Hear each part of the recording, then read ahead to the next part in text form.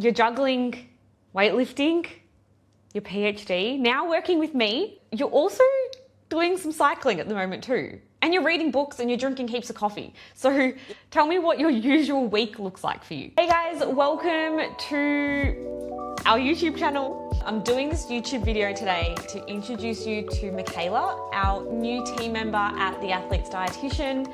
We're just gonna do a little bit of a Q&A, pretty much a free-flowing conversation so that you guys can get to know Michaela a little bit better. She's awesome. I'm really excited to have her part of the team. So yeah, I hope you enjoy and get to know this beauty a little bit more. All right, Michaela, how you feeling? Good, excited, feeling Good, nervous, excited? All of the above. A lot of the questions that I have are around nutrition, training, being an athlete, all of those things. But I want to get to know you outside of all of that stuff, okay? Because we all know you're a sports dietitian, you're super cool, you're super strong, you're super fast at cycling, or you will be. But I want to know who you are outside of those qualifications and those titles. Tell me a little bit about you. Yeah, well, my name's Michaela, first of all. No, it does feel like sometimes those qualifications take up our whole lives, but we do have lives outside of nutrition as well too. Mine though is really a lot of sport. I was thinking about, what do I do in my spare time? I'm like, sport, play sport, watch sport. It's there's a lot of sport. Well, last night we did the Formula One, so Miami, which is always great. Yeah, and it's a 4-day event. It's like a 4-day event, so you lock in, and then there's Formula 2, Formula 3, the Ladies F1 Academy. It's great. There's so much. It takes your whole weekend away. And do you know do you know everyone that's competing, or do you have specific people that you're looking out for? Oh, I am just a Lewis Hamilton fan to heart, so I'll just follow him wherever he goes. Right. Amazing. So that's fun. And then we do a lot of NRL as well too. So I'm a big Broncos supporter, so they had a great season last year, winning the premiership. And then my partner's a Cowboys fan, so we've got a little competition going between the two of us. So anything outside of sports, or you literally you live, breathe? I love to read. That's what I do a lot in my spare time as well too. Life's been pretty busy with the PhD and clients, and just finding life outside of finishing masters and starting career. So it's pretty busy, but I do really like to read in my free time. It's been a lot of audiobooks as well too. So lots of multitasking audiobooks. And then I love a coffee on the weekends, just relaxing. Sorry, I interrupted you. Okay. Did you say coffee on the weekend? Yeah. I love cafe maxing. I'm just at the cafe. Don't bother me. I'll be there for 4 hours. Yeah. I'll be to the barista, I'll be another one. Oh, I love cafe hopping for good coffee. I think it's one of my favorite hobbies. Mm-hmm. Are you a coffee snob? Oh, yeah, I am. We have our favorite cafe that we go to. I'm trying to get them to do real chocolate flakes on top of their coffee, because I just think that hits the spot. I want to see you shaving the actual chocolate onto my... Yeah, I want a microplane, and I want a big block of dark chocolate. Nice. What's your coffee order?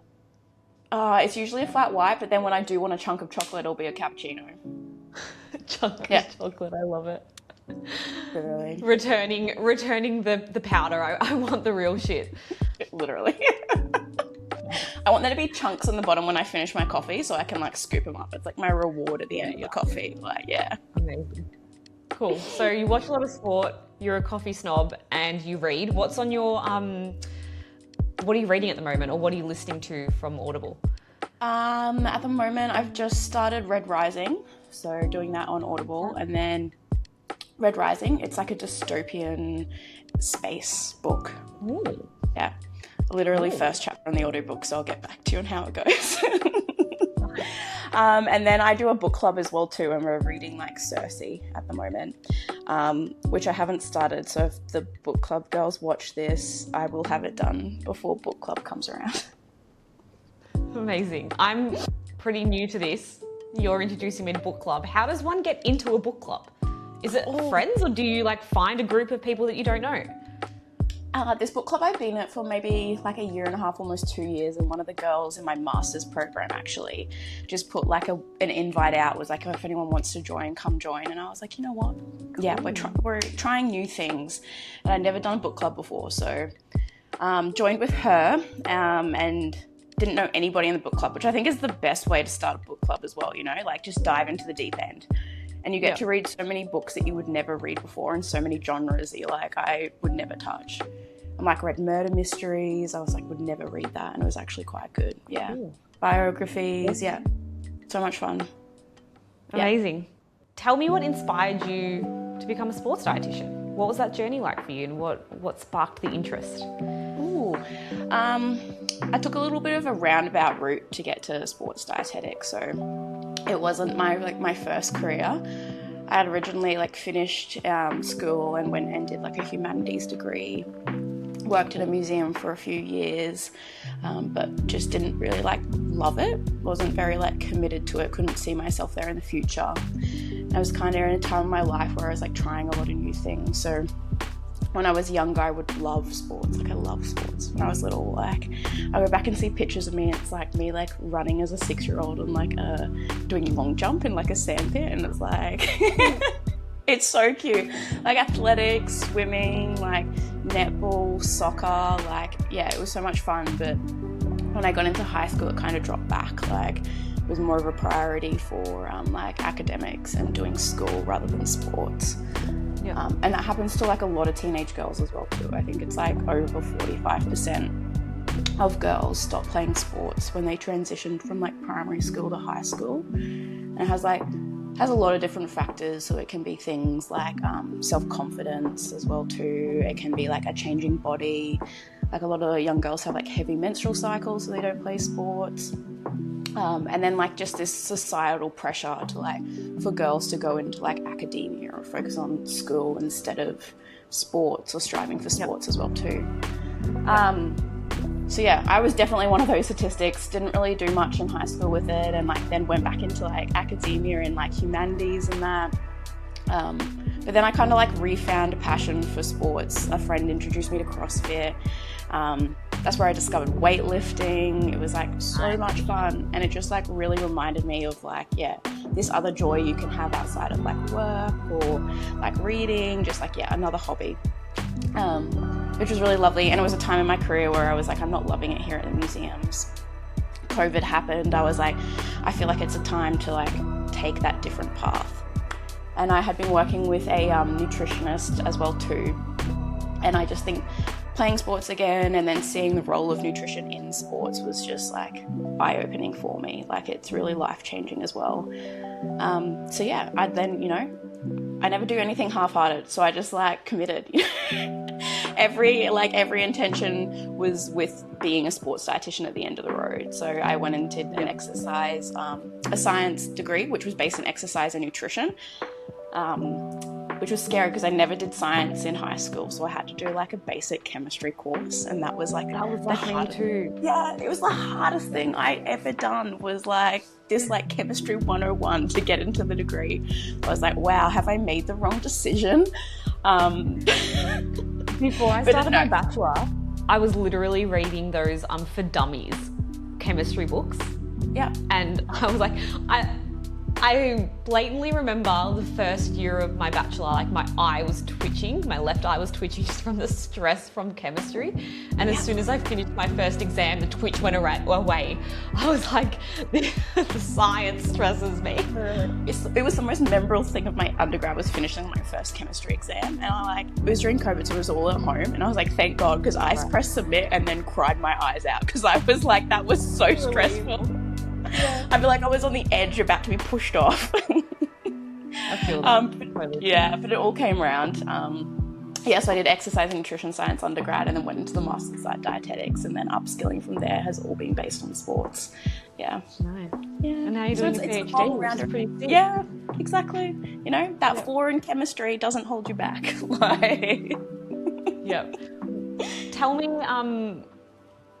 I already knew the answer to this, but I want everyone else to know.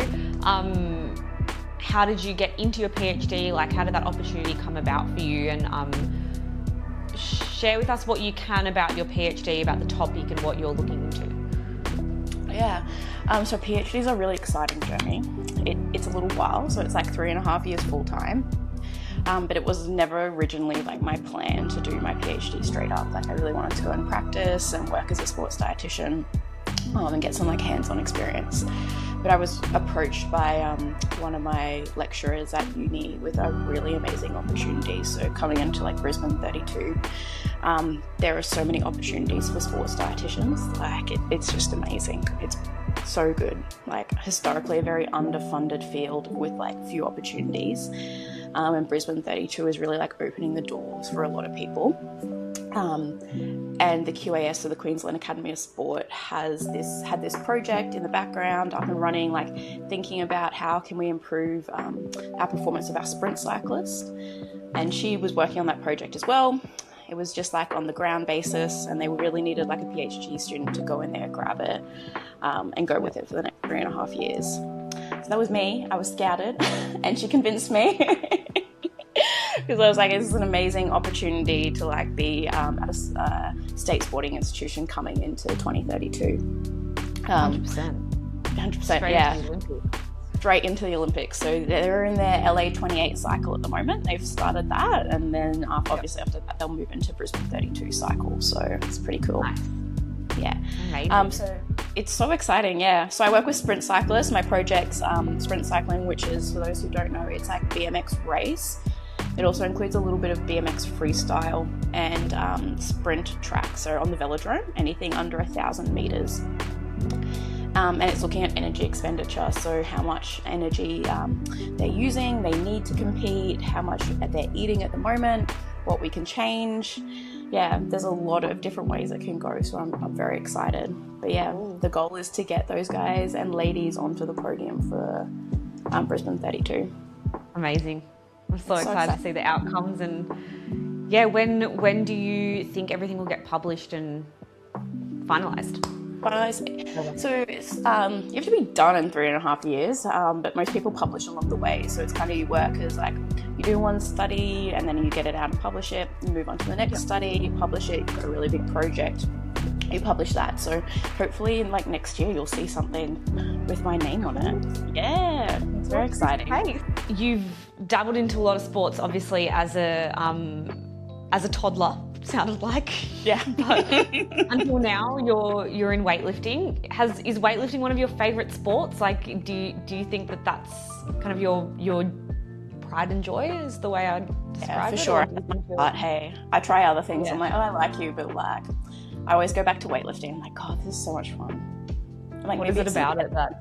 Like, I'm just like there banging out the same things over and over again. Like maybe it's a calming effect.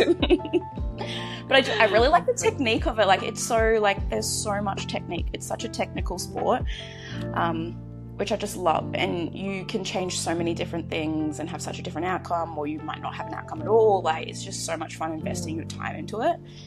And to like see your progress. Like I look back at like my first snatches and clean and jerks I did at CrossFit to like my snatch and clean and jerk now. I'm like, so good. Like look how snappy that is. Yeah. Yeah, it's a humbling sport, but it's also so awesome because you can work on so much more than just the weight increasing. Like there's so many little aspects that you can improve on, and you're forever learning, I think, with weightlifting, no matter how good you get. It's also like a mental game as well too. Like it really helps you work on your mental game. You're like, some days I fucking hate this sport. Like, what the fuck? Like, I totally agree. Why is it so hard? Like, you're like, no, I just got to go out there and snatch and jerk. But it's not about that. It makes you really reflect on yourself as well too. It's really useful. Especially when you literally forget how to snatch and you're just like, yeah, how am I bombing out right now in this session when like last week everything was fine? How have I forgotten to do this? And then you just need to walk away and be like, tomorrow will be better, I hope. Yeah, I'll be better next week. Today is not my day and that's okay. Yeah, 100%. It definitely teaches you resilience. I think weightlifting has taught me that. It develops your relationship with you can go one or two ways, and I've gone both ways, where you get a really toxic and unhealthy relationship with training, and you do beat yourself down about the outcomes that you might not be nailing, or you need to be more patient, but you're hoping that it comes, like the results come sooner, and then you start to go into this cycle of hatred towards your training and yourself. But then on the flip side of that, when you do learn what to expect and how to be kind to yourself, you really have this incredible relationship with training and your mindset. And yeah, I don't know where I'm going with that, but I think I've just gone through that wave of like, I hate weightlifting, but I love it. I hate it and I love it. And then now you just kind of come out of that and you realize how amazing the sport is. And exactly, yeah. Yeah. And it's hard when you have like such physical numbers to compare yourself with as well too. You're like, oh, I'm just not lifting what I was 2 years ago. Like, what's wrong with it? But you're like, no, like life is also periodized as well. Same with your weightlifting training. Like, 100%. I think it just really like hand in hand with it. Teaches you patience. Yeah. Yeah, 100%. And then, you get injured, things have to be pulled back. That's another journey of like learning to be kind to yourself and patient, like you said. Yeah, and when you're in such a numerical focused sport, that can be super challenging when all of those numbers are just continuously dropping because of whatever reason. Yeah, you really need, the people who stay in our sport for long term really need to pull themselves out of that and not focus on the numbers in those instances, hey? Yeah, most definitely. Cool, so you're juggling, weightlifting, your PhD, now working with me, woohoo, us. And you're also doing some cycling at the moment too. And you're reading books and you're drinking heaps of coffee. So tell me what your usual week looks like for you. Yeah, the caffeine helps it all keep going. Yeah, I think I was reflecting on it. I think early in my PhD, I learned very quickly that like 2 weeks look the same, like no week ever looks the same. And I'm like a person that just like wants to be in control of everything. So it makes my eye twitch a little bit, having like so many competing things. But I think it's teaching me like a lot of patience and like that it's okay not to be in control of it. Like, I think that's a great thing that's come out of being so busy. And that like, I've got work, but then I also have these really fun, sports to go into to like calm my brain, and like I often exercise with friends, so it's also like a social event as well too. So there's a lot going on. But yeah, I'll try and do weightlifting 3 times a week. We'll get out for like a swim probably once or twice in the adult swim club. Love it. Right. She's part of all these clubs. I've got to get amongst this.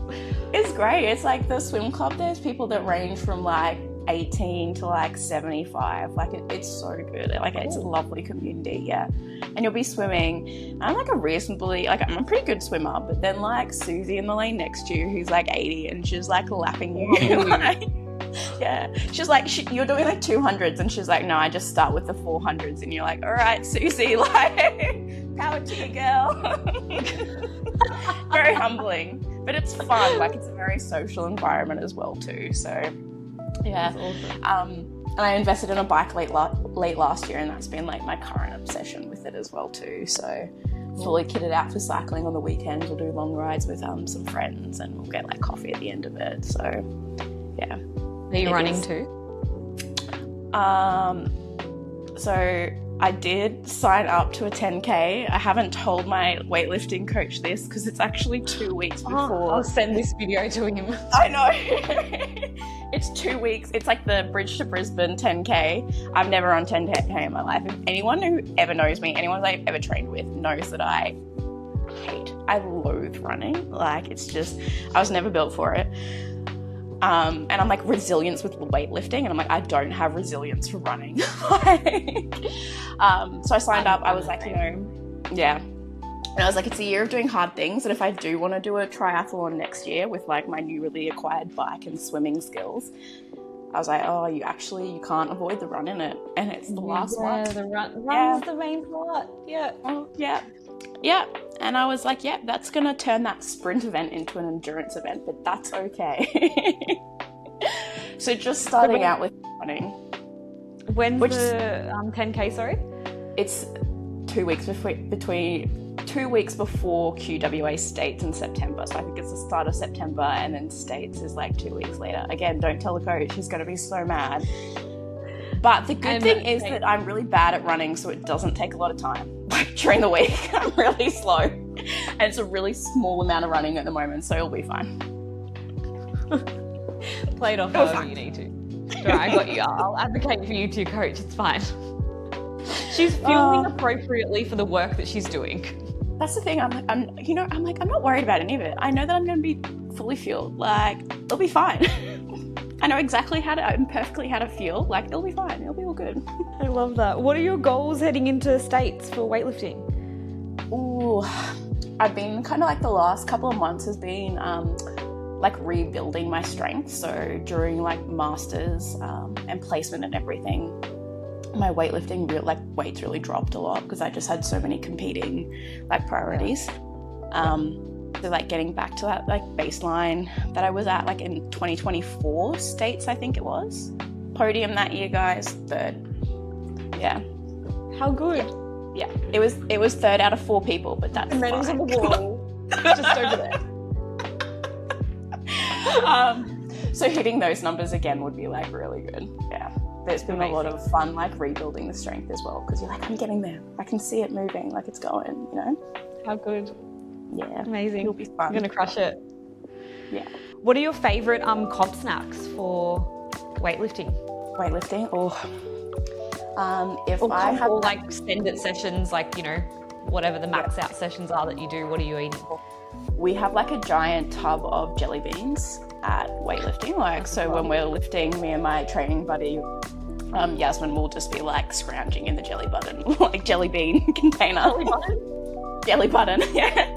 The jelly bean container. There's been many occasions where we've knocked it over and the whole platform's been like scattered with jelly beans as well too. This platform is out of order. Yeah.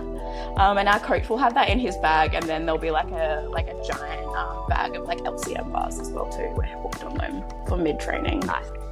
Awesome. Yeah, it depends if I have like if I've had to cut weight.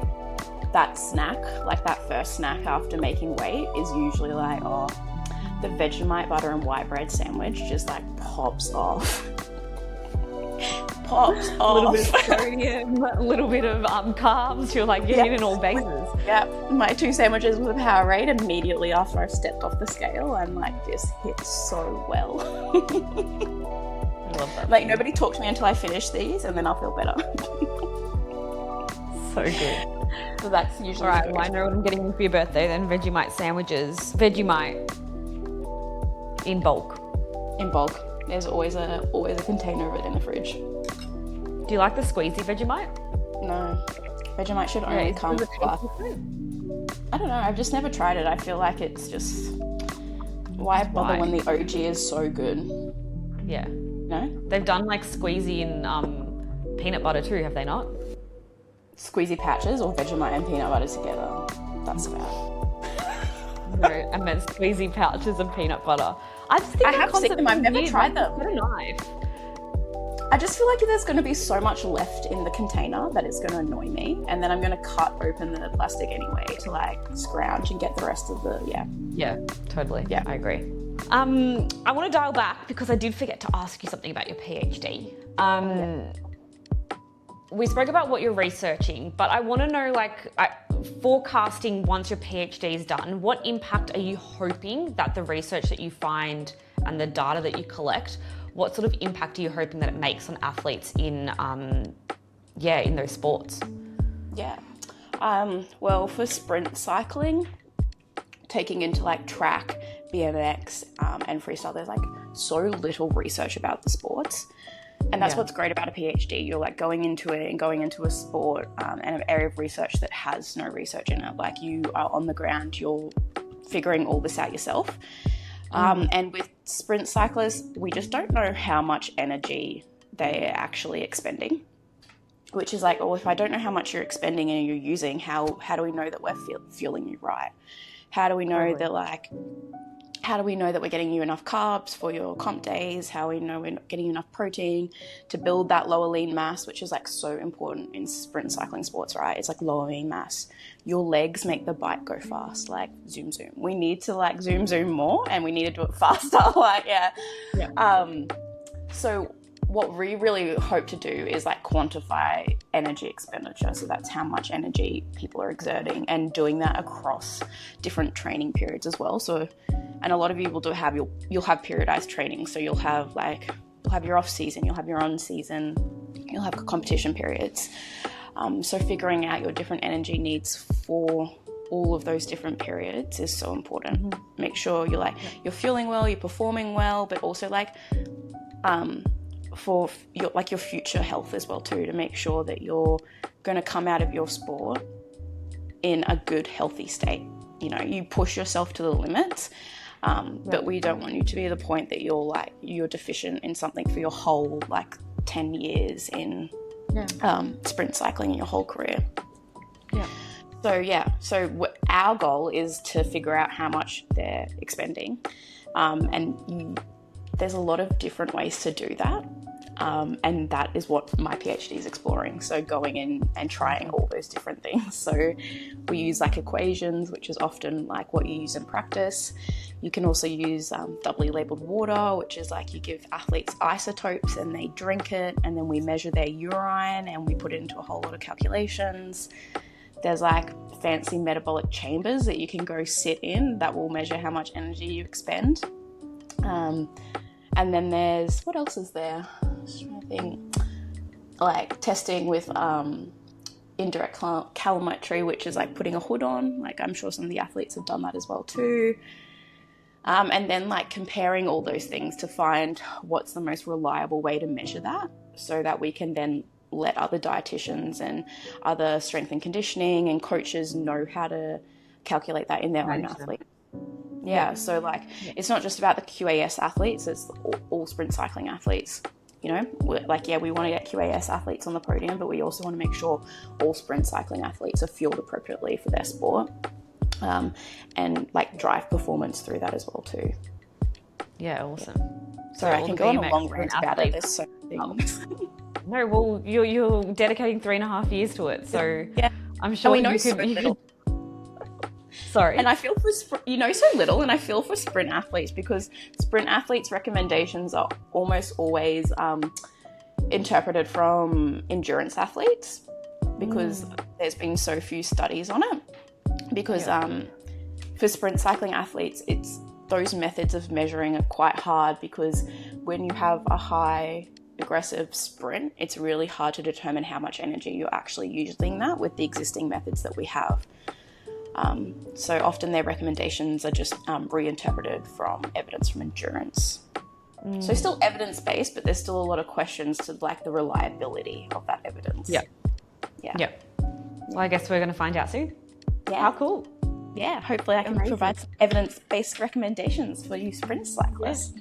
Will all the BMX and sprint cycling athletes come to Michaela? Yeah, for sure. We'll grow your lower lean muscle mass. I want to know what's exciting you the most about coming into the athletes dietitian team, and working with the athletes that we have here. What's exciting you about that? I think I'm just excited to meet everyone. Excited to meet my athletes. I'm excited to learn about them, learn about their sports. I just find it so interesting working with somebody outside the sports that I do. You get to learn it, and so many intricacies with it as well too. So that's really exciting. But yeah, I just love meeting people and getting to know people. So I'm excited. Excited to work with the team, excited to work with the athletes. It's going to be a good time. What's an area in the sports nutrition industry right now that you feel like is a myth, or everyone's getting it wrong, or people are just making a hell of a lot of mistakes around this one thing? Hydration makes my eye twitch a little bit, every time I see an electrolyte company, but for people that don't need it, Who doesn't need it? Tell me.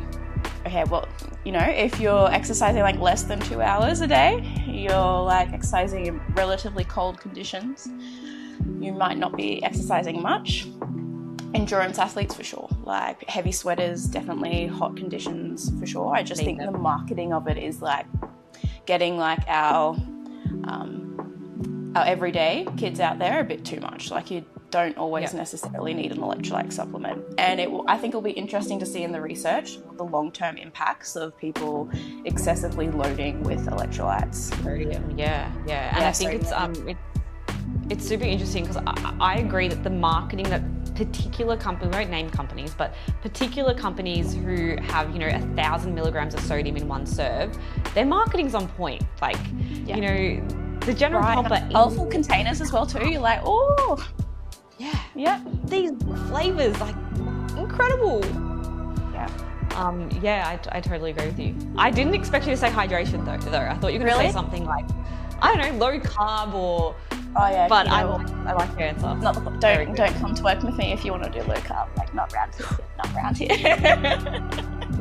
I mean, like sometimes you have to be open-minded because Michaela's going to convert you to be eating carbs. Is basically what the yeah, for sure. Yeah. I think it's the marketing is like I think I do sometimes get frustrated with supplement companies and that. Like as dietitians, we always take a food first approach, but that's often not the case with sports dietitians, and a lot of our athletes often train very hard, so you're going to need supplements to support you. But like for an everyday population, who are often the audience of that marketing, it can become a bit frustrating as well too. But that's our job. That's where we're here to like support people and advocate for individuals as well too, and educate. Very last one for me is, what's your favourite food? I know you're eating jelly beans and LCM bars before training, and Vegemite toast. But tell me your main meal. I want to know what like your go-to is. My main meal, I was like chocolate, like anything sweet. Main meals, who cares about main meals? We can have a plate of chocolate and shaved chocolate on our coffee, like that. That can be nice, that's fine. I don't know. I love anything carb, like carb queen, like pizza, gnocchi, pasta, delicious. We did like a shepherd's pie gnocchi last night, and it was just like hit the spot. Ooh. Yeah, it was great. How does that? What, a shepherd's pie gnocchi? Yeah, so it's like the mince of a shepherd's pie with like heaps of veggies in it. But instead of like the potato on the top, you throw in some gnocchi with it instead, and it's like it's delicious, so good. So you bake the gnocchi on top of, oh my God, that is elite. Yeah, or you mix it in. You can put it on the top, but like you mix it in like a pasta sauce, so it's like got the whole flavouring of a shepherd's pie, but hits the spot. Did you make that up yourself? No, it's my obsession with TikTok, Instagram recipes, and my giant folder of things to cook. Can you link that to me? Yeah, for sure. There's pages. Oh, I just want the gnocchi shepherd's pie, please. I'll get way too overwhelmed. Yeah, so pasta. I think like I would really want to go to Italy as well, and all I want to do is like sit on the beach with like pizza, pasta, cheese, and wine. Like that's like the ideal holiday for me. Yeah, the pasta and pizza in Italy is next level, and the gelato, like you just can't compare it. Yeah. Anyway, thank you so much. I hope you all have gotten to know Michaela and have enjoyed this video. Michaela will be literally starting next week. So if you want to get to know her more and work with her, then send us a message. Head to our website. You'll be able to book in. And you'll be seeing more of Michaela on our socials. And that is the end of this video. Woo! Thanks, Michaela. Thanks, Shanice.